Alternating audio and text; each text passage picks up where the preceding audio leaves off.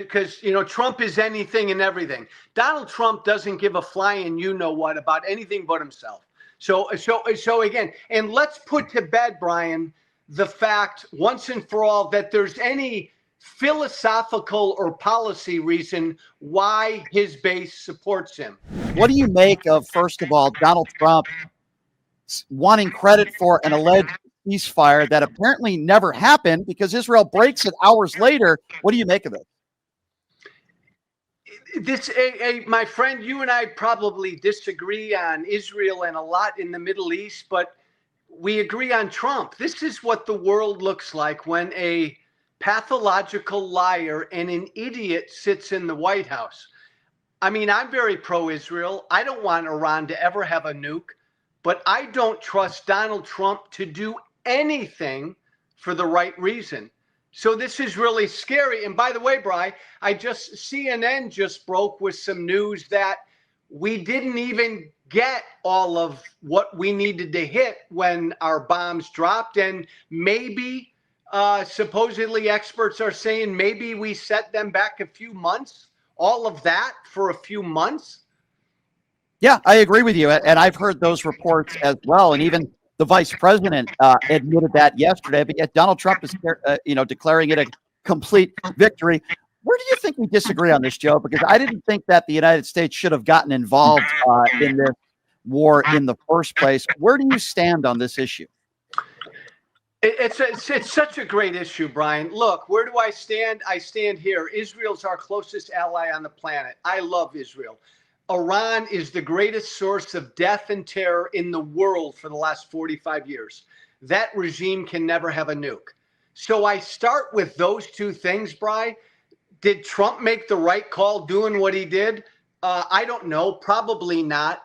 I'll tell you this, Brian, even if what we did over the weekend set Iran back by a few years, Iran's still going to continue to try to build a nuke. As long as that regime is in charge, they're still going to try to build a nuke. So the answer is not to bomb Iran ultimately, right? So I think we probably agree more than we disagree. I just don't think that what Trump did accomplished much of anything. I'm also worried about sleeper cells and terrorists in this country now. I hear a lot of MAGA Republicans complaining about the money we've spent with the war in the Ukraine, but apparently we have no problem spending money in Iran. I think that's hypocritical at a minimum in two completely different wars. And the other thing I would say was, you remember this, Joe, under the days of George W. Bush, we were told weapons of mass destruction. We got faulty intelligence from Israel. Joe, why should we trust Israel's intelligence now? Brian, I say this as someone who's very pro-Israel. I'm not saying you should trust Israel's intelligence, because Israel has a goal here, and they want regime change, and they want to obliterate Iran's ability to have a nuke. So look, I have no doubt that Netanyahu totally played Trump on this. Remember 2 weeks ago when Israel launched their attack against Iran, Trump wanted nothing to do with it, and he was pissed off about it. Then he saw how well it went, and Trump wanted to get to the front of the parade. So Netanyahu's been stringing him along and playing him like a fiddle. And again, you and I know, Brian, the reason Trump ultimately decided to do what he did this weekend was because he watches Fox News and he saw how well Israel's attack was going.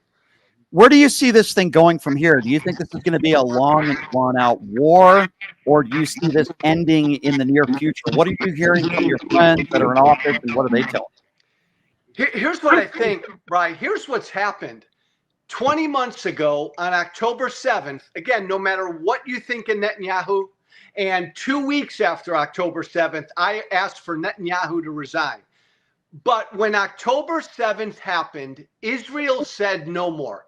We will no longer live next to neighbors who don't believe we have a right to exist. So Israel decimated Hamas, decimated Hezbollah. Syria took care of itself. And now Israel has tried their best to really weaken Iran. The Middle East has changed. The Middle East will never completely change until regimes like the regime in Iran decide to join the peaceful, moderate Arab world. And that's going to take some doing. By the way, Brian, the Iranian people are great, great, great people. I wish they would rise up and overthrow this evil regime. Well, yeah, obviously I'm with you on that one, Joe. I mean, obviously this is a country that harbors terrorists. They are terrorists. I don't feel for their government. Obviously, there are good people in Iran that I feel for as well. The problem that I have of many problems is the fact that I don't think we should have. This is Israel's war, and I don't think we should have gotten involved in it. That's my personal opinion. Do you believe that Iran is right now a direct threat to the United States? Because I certainly don't. Well, it's an interesting question, Brian. Again, going back the last 45 years, their entire mission, Iran's, has been death to America, death to Israel. And over the course of the last 45 years, they've killed a few thousand Americans, not to mention how many Israelis. So they are our enemy. They want the great Satan, us, to be gone. We've got to acknowledge that, and we have to stand by Israel. Now, should America have gotten involved in this? I don't know, Brian, because it seemed to me like Israel was doing pretty well weakening Iran on their own. And I'm not a regime change guy. I don't want us in a war in the Middle East. My God, we've been down that road. Afghanistan, Libya, Iraq. I don't want any of that crap again. But it's a balance because we do want to stand by Israel. Donald Trump ran on the fact that he would be a peaceful president and he would be a no new war president. He ran on that. Many MAGA Republicans voted for him because of that. I'm wondering where so many of those people are at now when people like me were called a warmonger because I defend Ukraine. What do you make of that? Well, Trump lied because, Trump is anything and everything. Donald Trump doesn't give a flying you-know-what about anything but himself. So again, and let's put to bed, Brian, the fact once and for all that there's any philosophical or policy reason why his base supports him. He could be pro-choice, pro-life, doesn't matter. His people will support him. He could be pro-Putin, anti-Putin, doesn't matter. It's devotion to him.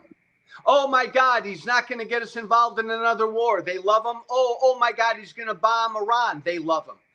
It's a cult. It's devotion to him. Trump knows that, which is why Trump knows he can get away with anything. Unfortunately, I think you're right, Joe.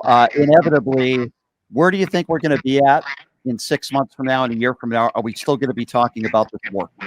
Yeah, Brian, again, I go back to this. This is really effing scary. Donald Trump is a pathological liar. He's an idiot. He's a madman, and he's a psychopath. Now, that's really dangerous because he occupies the most powerful office on the planet. Oh, by the way, Brian, he works for Putin. So who knows where this will go? I know you and I, no matter what we may disagree on when it comes to the Middle East, neither one of us can trust what he's going to do. This is going to be really, really scary, I think.